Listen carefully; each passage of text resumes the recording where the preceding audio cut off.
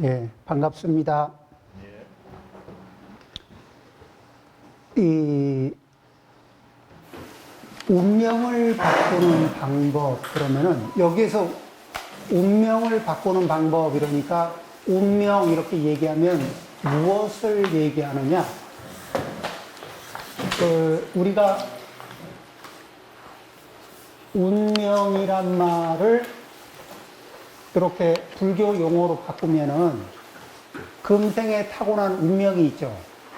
요건 뭐냐면 금생에 누려야 할 과보. 그러니까 전생의 인연, 전생에 지은 인연으로 금생에 받게 되는 과보를 세속의 사람들은 운명이라고 얘기합니다. 왜냐하면은 인연 과보를 이해하지 못하고 그냥 금생의 운수가 어떻다 이렇게 얘기하거든. 그래서 그러면은 운명을 바꾸는 법이라는 얘기는 다른 말로 얘기하면 그냥 가만히 두면은 금생에 받게 되는 좋은 일, 나쁜 일 이런 거 엮어서 그냥 겪다가 살다가 가게 되는 그런 이게 운수라는 게 있죠. 그 운수를 과거생의 인연에 의해서 금생에 받게 되는 과보가 있는데 이 과보에 이 변화할 수 있는 과보를 변화시킬 수 있는 방법, 이론, 방법 이런 것들에 대한 얘기예요. 그래서 언제부터 이 과보를 바꿔요? 금생부터 지금생부터 해서 미래생에 뭐를 바꿔요? 과보를. 그러면은 이 과보를 다른 말로 얘기하면 운명을 바꾸는 법이라는 얘기는 과보를 지금 이후의 과보를 과거생에 지어놓은 인연에 의해서 나타나는 과보를 내가 디자인한다. 지금부터는 내가 이게 다시 재설계한다. 이런 얘기입니다. 해볼만 합니까? 안 합니까? 방법만 안다면. 하고 싶죠? 그러면은 여기에 변화를 주는 방법과 이론이라는 게 있는데, 이론과 방법이라는 게 있는데, 그것에 대해서 이제 구체적인 이야기를 해보려고 하는 겁니다. 우리는 운명 그러면은 이제 사람들은 자기 습관대로 사나요, 안 사나요? 평상시 자기 습관대로 살려고 하는 버릇이 있어요, 없어요? 있죠. 그러면 자기 습관대로 산다면은 그 습관을 만든 인연에 의해서 그 습관이 이게 얻어졌을 거 아니에요. 과보로. 그리고 그 습관대로 살려고 한다는 거는 운명을 벗어나겠다는 걸까? 운명 안에 안주하겠다는 걸까? 운명 안에 안주하는 거죠. 그러면 이제 내가 지금 습관적으로 쓰고 있는 이게 습관은 하나의 패턴인데 내가 쓰고 있는 이 패턴 누가 건드리려 그러면은 그 패턴은 좀 마음에 안 듭니다. 좀 수정을 해 주시기 바랍니다. 이런 청구서를 넣어보기도 하고 그런 청구서를 받아보기도 하죠. 그런데 청구서를 넣을 때는 너무 내가 불편하니까 너무 당연하게 청구서를 넣어보기도 하고 청구서를 받을 때는 왜 이렇게 불쾌한 느낌이 들까? 이런 것도 있고요. 왜 이렇게 불편한 느낌도 들고 내 습관은 안 바꾸고 싶고 너의 습관은 바꾸고 싶은 게 중생의 마음이다. 그러면은 현명한 사람은 이제 지혜롭게 지혜로운 사람은 안 좋은 습관을 우리가 생각을 해보는 거예요. 안 좋은 습관을 가지고 있는 사람은 좋은 과보를 누리게 될까? 불편한 과보를 누리게 될까?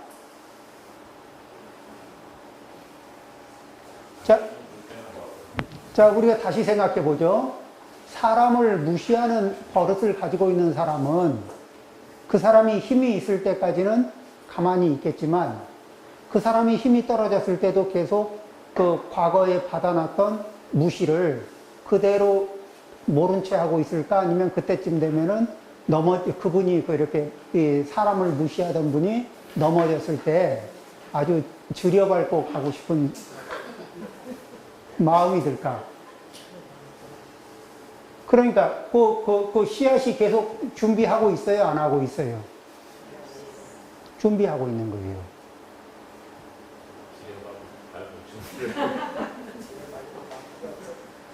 그래서 왜 사람이 넘어졌을 때 그렇게 되게 밟느냐 그러는데 그게 뭐냐면 이 자기의 복력이 사람이 악업을 행해도 악한 행동을 해도 이 과거생에 지어놓은 그 복력이 있잖아요. 그러면은 이 복력이 있으면은 이 복력이 무슨 역할을 하냐면 이 방탄조끼 같은 역할을 해. 갑옷 같은 역할을 해줘요. 그러니까 현재 지어놓은 행위는 지금 하고 있는 행위는 화살을 맞고 상처를 입고 쓰러져야 마땅하지만 과거에 지어놓은 복력이 이 방어력이 돼서 견딘다고. 그런데 이게 그 화살을 한번 맞을 때마다 어때요? 그 악업을 지을 때마다 화살을 맞을 수 있는 그게 되죠. 악업을 지을 때마다 뭐가 얇아져? 갑옷이 얇아져. 아직까지는 방어할 수 있지만 점점 얇아져요. 그러다가 갑옷이 화살을 감당할 수 없을 정도로 얇아지게 되면 그 다음에는 이제 화살 맛을 보는 거죠.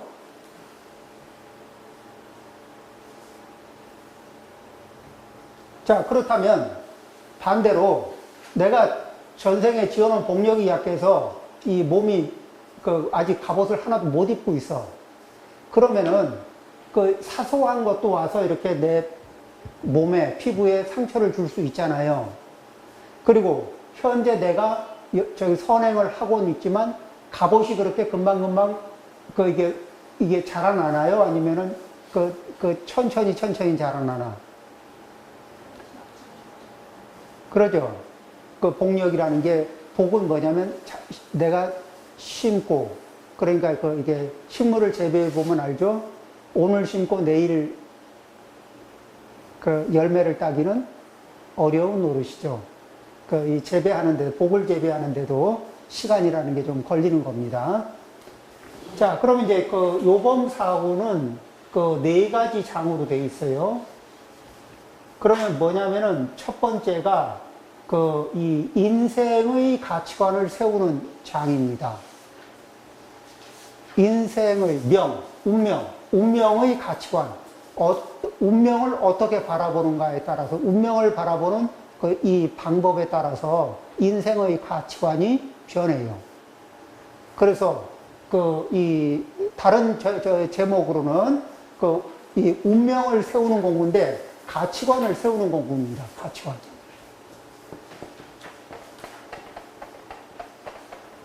가치관을 세우는 이 방법이고, 두 번째 공부가 뭐냐면은, 두 번째와 세 번째가 이 과오를 뉘우치는 법. 그렇죠? 과오를 고치는 방법이에요.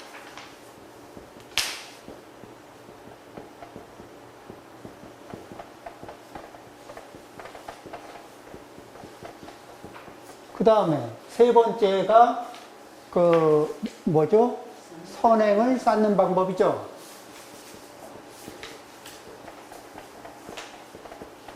그럼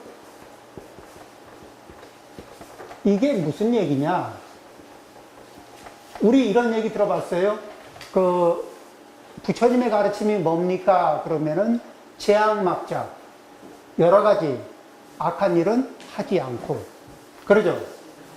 그 다음에 중선봉행, 갖가지 선한 행동을 실천하는 거예요. 그런데 이 부처님은 이게 아주 간결하게 말씀하셨는데, 그러면 구체적으로 우리가 이것을 구체적으로 어떻게 하면은 구체적으로 과오를 과오를 고치는 방법은 뭐냐 이렇게 물어봤을 때, 그럴 때 이 평범한 우리가 또 특히 제가 생활을 하는 우리가 우리한테 발생되는 과오를 어떻게 고칠 것인가. 금강경에서 얘기하는 현묘한 방법은 굉장히 높은 수준이기 때문에 그걸 당장 적용하기는 좀 버겁고, 그러면은 우리의 현실에 기반을 두고 과오를 고치는 방법이 무엇이냐 이렇게 얘기할 때 이 요범사원에서 알려주는 방법이 굉장히 구체적이라는 거예요. 그 다음에 어떻게 선행을 쌓고, 선행을 쌓기 전에 선은 무엇인가? 선을 감별하는 법. 선행이 뭔가? 요걸 감별하는 방법에서부터 그걸 감별하고 실천하는.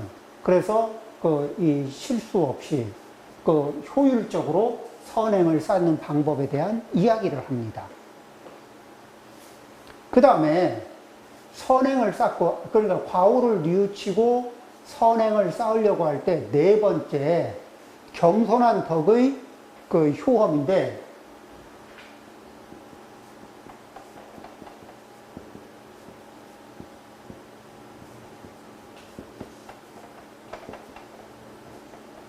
그러니까 자기를 겸손한 위치에 둘 적에 자기를 겸손하게, 겸손한 마음 자세에서 자기를 바라보면 자기의 과오가 잘 보일까? 아니면 어렵게 보일까? 마음이 겸손한 사람은 자기의 과오를 발견하기가 어떨 것 같아요? 상대적으로 좀 쉽죠. 물론, 그 다음에 마음이 겸손한 사람은 이 선행을 쌓는 쪽에 진입하기가 이 오만한 사람하고 내가 좀 잘난 사람이거든. 그러면 여기에서 나보다 잘난 사람이 없어 보여. 내가 아주 잘났어.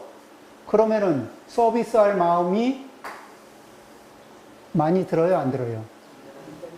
안 들죠. 그러니까 내가 잘난 맛이 잘났고, 내가 잘난 마음, 오만한 마음이 있잖아요. 그러면은 상대적으로 나보다 못한 사람들한테 내가 서비스를 기꺼이 해야 되겠다. 이런 마음 갖기가 세상의 일반적인 마음 자세로는 쉽지가 않아요. 물론 그런 사람도 자기보다 아주 센 분을 만나면은 자기가 인정할 만큼 센 분을 만나면 겸손한 자세는 취하거든. 그런데 그러니까 사람이 왜 저렇게 이중적이야 이럴 때는 잣대가 뭐예요? 자기보다 센 사람한테는 겸손하고, 그리고 아닌 분들 앞에서는 오만하고, 이렇게 되면 이제 누구 앞에서 되게 겸손할 때 저 가식이다. 우리한테 이렇게 호랑이 잡듯이 그런 행동을 하면서 저기 가서는 굉장히 겸손한 척 하니까 이중적이다. 이렇게 얘기하는데, 그게 뭐냐면 가치의 기준점을, 그 사람의 마음의 기준점에서 그 기준점의 위쪽으로는 잘하고 아래쪽으로는 깔보고, 요게 이 정도의 차이지만은 이게 왔다 갔다 하면은 누구라도 이중적인 특징을 벗어날 길이 없어요. 그렇게 되겠죠. 이제 이중적이라는 말을 안 들었으면 좋겠는데, 혹시 아이가 엄마한테, 엄마는 왜 이렇게 이중적이야? 이러면은, 그 소리 굉장히, 부담스럽죠? 아빠는 굉장히 이중적인 것 같아? 내가 언제 이러지만은, 이 기준점이 있으면은, 어떤 기준점? 내 자존의 기준점을 두고, 그 위쪽으로, 나보다 내 자존의 기준점을 통과한 분들 앞에서는 겸손하고, 자존의 기준점을 통과하지 못한 사람한테는 얕보고, 이러는 내 행동의 습관이 있다면은, 그러면 나는 기본적으로 이중적인 행동을 하게 된다는 거죠.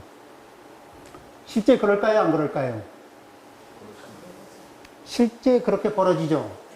그런데 이제 겸손한 마음을 갖습니다. 겸손한 마음 자세, 몸 자세를 갖습니다. 그러면은 겸손하다는 것은 어떤 거냐? 사람들은 늘 우리가 반성을 하는 문제지만 사람이라고 할 때는 나는 포함이 될까 안 될까요? 사람들 얘기할 때 나를 넣고서 얘기를 할 줄 알아야 자기를 넣고 그 중에서 뭐냐면은 우리는 기본적으로 이 오만심을 이렇게 이 남보다 자기를 크게 보는 습관을 항상 발휘를 해요. 그러니까 내가 당신보다는 좀 크지. 내가 이렇게 누구하고 대화하면서 듣는 척은 해도 듣는 양이 적잖아요. 왜 적을까? 내가 다른 사람에 비해서 내가 크다는 느낌이 들면은 작은 사람이, 나보다 비중이 작은 사람이 하는 말에 내가 주의력을 많이 쓸까, 적게 쓸까? 우리는 주의력을 쓰는데 인색하거든. 우리는 주의력을 쓰는데 되게 인색해서 쓸 자리에만 쓰고 웬만하면 안 쓰려고 그래요. 아껴요. 돈을 아끼듯이 주의력 쓰는 거를 되게 아끼거든.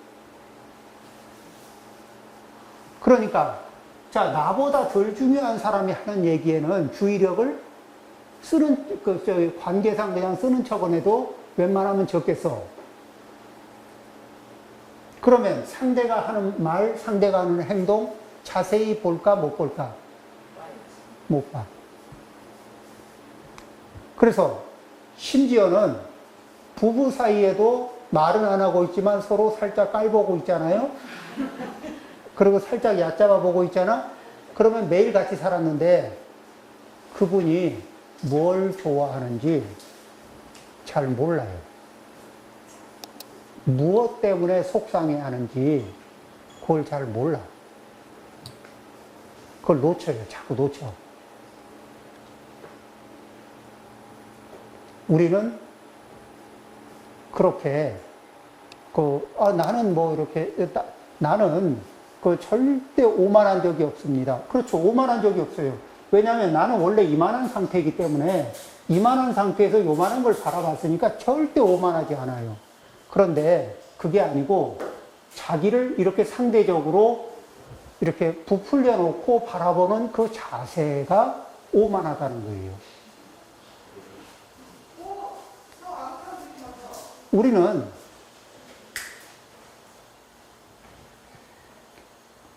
우리는 이렇게 자기도 모르게 부풀려져 있는 이게 자기 과대증, 이 부분을 줄여서 자기를 관찰하고 자기가 다른 사람과 크게 다르지 않은 평범하게 비슷비슷하다는 거. 그리고 거기에는 뭐죠? 다른 사람의 가치와 내 가치가 크게 다르지 않다는 거. 이런 그런 점들. 또 사람은 다르지만 가치는 동등하다는 거. 이런 것들을 이제 자꾸 발견하면 발견할수록 자기의 사이즈를 차츰차츰 이렇게 줄여 들어가요. 그래서 이제 이렇게 다른 사람하고 비슷하거나 다른 사람보다 조금 작게 유지를 하는 겁니다. 그러면은 내 귀와 눈이 밝아질까 안 밝아질까? 내 귀와 눈이 밝아지죠. 이제는 볼 준비도 됐고 들을 준비도 됐잖아요. 내가 내 아이를 존중하면은, 내 아이를 존중한다는 건 다른 말로 내 아이에게 겸손한 거잖아요. 그럼 내 아이에게 내가 겸손하면 내 아이가 하는 말이 잘 들릴까 안 들릴까? 아이가 무엇 때문에 힘들어하고 무엇 때문에 고민하고 무엇으로 기뻐하는지 보일까 안 보일까? 그 중에서 지금 허용해야 할 것과 나중에 허용해야 할 것과 허용하면 안 돼. 그렇지만 허용하면 안 되는데 안 되는 이유를 얕잡아 볼 때 하는 얘기는 안 돼. 까불지 마. 이러면 되는데 존중하면은 받아들일 수 있는 조건을 찾아서 설명을 해야 돼요. 이해할 수 있게. 그러죠. 근데 어느 것이 아이를 존중할 때, 어느 게 내 아이를 사랑하고 이 아이에게 좋은 환경을 제공하는 것이냐. 그 다음에 우리는 내 자신이 이렇게 크다고 생각할 때 작은 분한테 주의를 기울이잖아요. 그럼 에너지 광탈이 나타나. 왜냐하면 쓰지 않아야 될 자리에다 에너지를 쓰잖아요.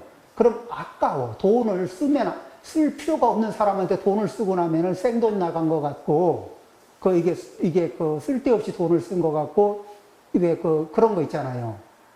그러듯이 안 써도 되는 사람한테 에너지를 썼다는 느낌의 에너지 광탈이 나타나.